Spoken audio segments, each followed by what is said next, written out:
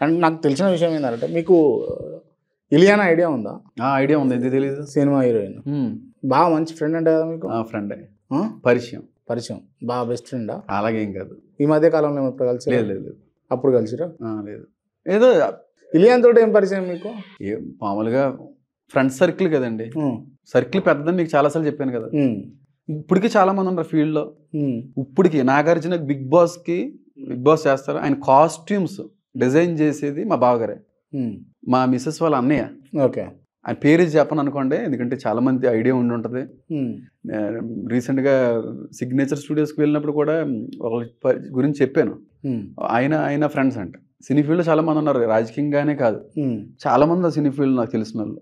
చాలా మంది కాస్ట్యూమ్స్కి చేసిన వాళ్ళు, పవన్ కళ్యాణ్ గారు చేసిన వాళ్ళు, పెద్ద పెద్ద డిజైనర్స్ ఉన్నారు తెలిసిన వాళ్ళు. పెద్ద సర్కిల్ చాలా పెద్దది, భేకరమైన సర్కిల్. ఇదంతా మిస్ అవుతున్నా నేను అని అనిపిస్తుంది ఎప్పుడన్నా? ఏంటి అదంతా మిస్ అవుతున్నా వాళ్ళతో ఎంజాయ్మెంట్ అదంతా? అట్లేం ఉండదు. అంటే మారిన వెంటనే పాస్టర్ అవ్వలేదు. దేవుడు 3.5 years చెక్ చేశారు. 3.5 years చెక్ చేసిన తర్వాత పిలుపు పొందుకున్నాను. అప్పుడు చాలా రోజులు ఇబ్బంది పడ్డాను కూడా చెప్పాను.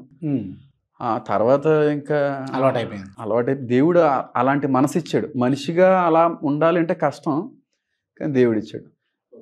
ఏదో కొంచెం అల్లరి చిల్లరగా తిరగడం, కానీ పాపాలు చేయడు, మరి తప్పుడుగా మరి ఇంకోటి చంపేయడాలు ఇలాంటివి మీరు ఒకసారి అడిగారు, అలాంటివి ఏమి లేవు.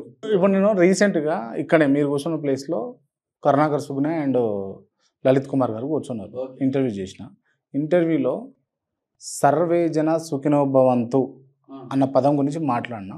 వాళ్ళు బైబిల్ ఎక్కడైనా ఉందా చూపించమనండి అని అన్నారు వాళ్ళు. ఎవరు? కరుణాకర్ సుగునే అండ్ లలిత్ కుమార్. ఓకే. ఉందా సర్వే జన సుఖినో భవంతు అని? లేదు. అటువంటివి ఉంటాయా? ఎందుకుంటో, దానికి మించినే ఉంటాయండి. చెప్పండి, ఒకటి చెప్పండి. వాళ్ళు ఏమడిగారు నాకు క్లియర్గా చెప్పలేదు మీరు. అసలు ఏం జరిగింది? సర్వే జన సుఖినో భవంతు అంటే ఏంటిది మీకు ఐడియా ఉందా? సర్వే జన సుఖినో, అందరూ బాగుండాలి, అందులో నేను ఉండాలని అర్థమా? అంటే ఇంచుమించుగా అట్లే ఉంటుంది. అందరూ సర్వజనము సుఖంగా ఆశీర్వదించబడాలి, బాగుండాలని కోరుకో. ఓకే. అట్లాంటివి ఉన్నాయా బైబిల్లో? అంటే అందరూ బాగుండాలి అని ఆ లైన్ లేదండి. అంటే ఆ సేమ్ లైన్ బైబిల్లో లేదు, కానీ అంతకు మించిన శ్రేష్టమైనటువంటి మంచి మాటలు కనబడుతుంటాయి. ఏంటిది? నిన్ను వల్లే నీ పొరుగు వారిని ప్రేమించు, అదేనా? అంతకు మించిన మాట ఎక్కడ ఉంది? ఏ గ్రంథంలో ఉంది చెప్పండి? అదేనా? నిన్ను నీవుగా ప్రేమించుకున్నట్టుగానే ఇతరులు కూడా ప్రేమించాలి అని అంత గొప్ప మాట ఎక్కడ ఉంది చెప్పండి? సర్వే జన సుఖినో భవంతు, సర్వే జన సుఖినో భవంతు అనే మాట చాలా మంచిది. ఏ గ్రంథంలో ఉన్నది అనేది అనవసరం, కానీ మంచి మాట అది. కానీ దానికంటే మంచిది నిన్ను వల్ల నీ పొరుగు వాళ్ళని ప్రేమించడం అనేది. దేవుడై ఉండి లోకమును ఎంతో ప్రేమించును అనేటువంటి మాట కనబడతా ఉంది. నీ శత్రువులను సైతం ప్రేమించాలనేటువంటి మాట కనబడతా ఉంది. నీ కుడి చేతితో చేసిన సహాయాన్ని ఎడం చేతికి కూడా తెలియకుండా చేయాలి సహాయము అనేటువంటిది కనబడదు. ఇలాంటి మాటలు మాట్లాడుకుంటూ పోతే లెక్కలేనన్ని మాటలు ఉన్నాయండి. మీరు ఒక మాట పట్టుకుని ఇలాంటిది ఉందా బైబిల్లో అని అంటున్నారు.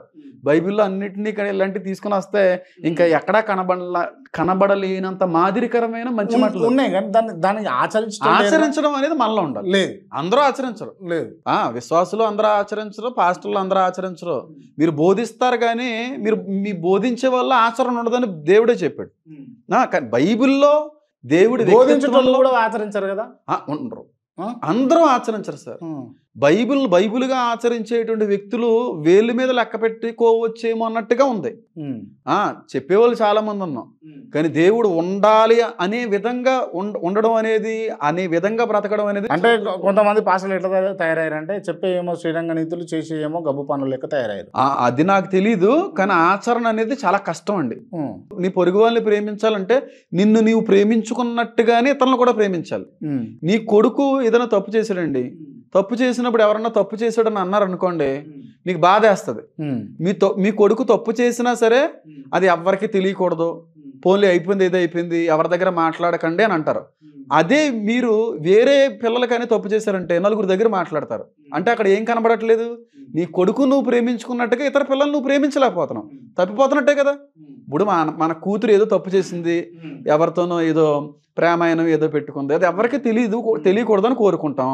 ఇతరుల పిల్లల్లో అలాంటి చేస్తే మాత్రం నలుగురు దగ్గర మాట్లాడతాం, అక్కడ తప్పిపోతుంటాం. క్రైస్తవుల్లోనే చాలా మంది తప్పిపోతూ ఉంటారు.